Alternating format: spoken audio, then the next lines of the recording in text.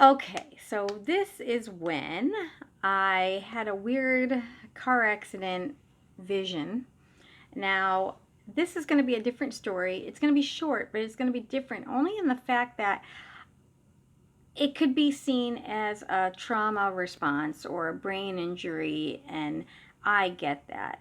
I get that because I can see how that would be this way, but I don't think that's what happened with me. I just think it helped my connection to the other side. So, okay, I had this favorite car. It was a Camaro.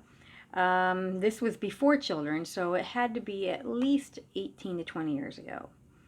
And it was my favorite car in San Antonio. Loved it. And I feel like God took it from me because I loved it so much. You're not supposed to love a physical thing that much. That's what I think anyway. Okay. And since I was a teenager, I always had three guides, and they were Paul, Michael, and Lydia. Michael was my first guide, and he helped me with my training in the beginning. And then Paul came in to kind of like, he was the elder guide and more refined, more adult. Michael was like a grown child, like an Irish goofball, and he was all about fun and games and stuff like that. So Paul came in, and Lydia, I found out, she didn't talk much to me.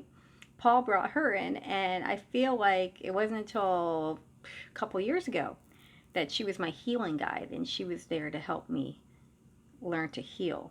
So, and I have done that a couple times, but it's funny, I've always had her even though I didn't really talk to her that much. She just was in the wings waiting for me to get to that point in my life. So, okay, veer. Okay, this Camaro, one day I'm driving to work. I was a bartender at a hotel on the Riverwalk, or near the Riverwalk, downtown in San Antonio.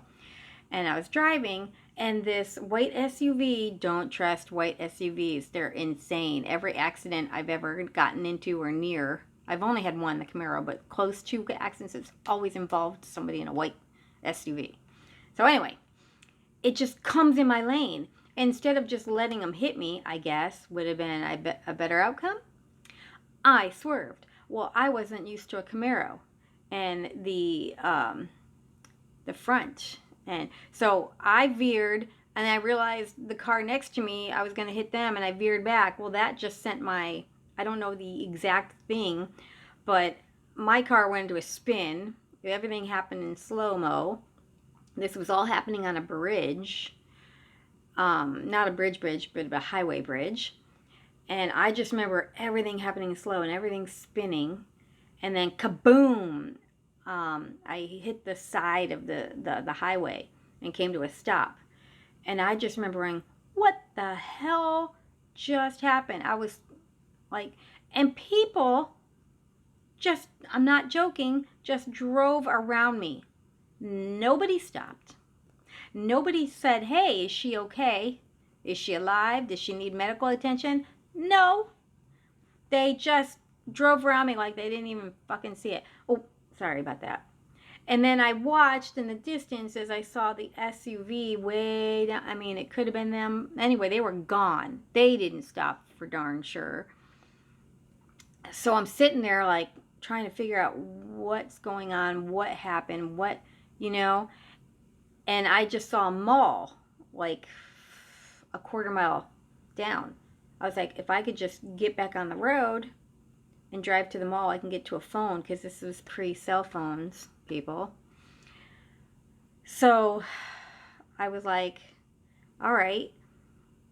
So I don't know if the car was still running. All I remember is I edged out into traffic. People let me. Went down like a quarter mile to the exit of the mall and just parked.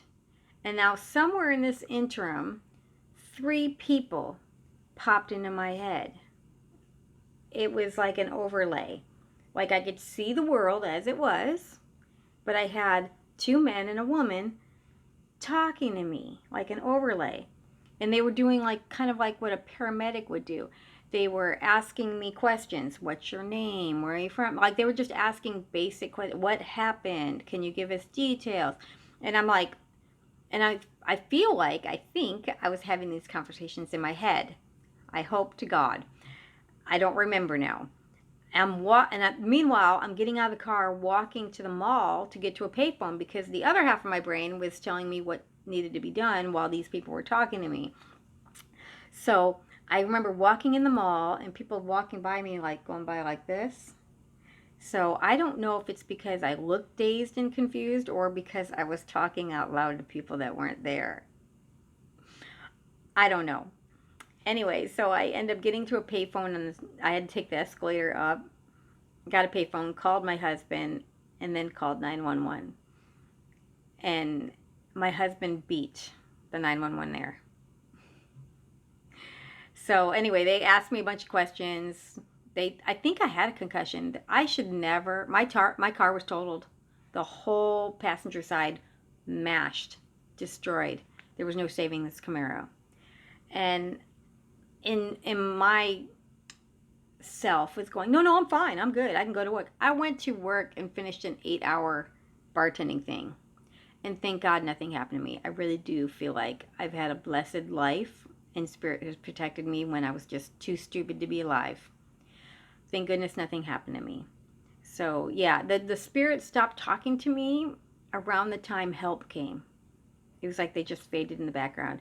And I really believe to this day that 2 men and a woman were my guides. And they were just helping me out, but I could see them like they were in front of me like real people. So short and sweet, really cool. Love that story. I wish they would pop in like that all the time though. That would be kind of cool, wouldn't it? Okay.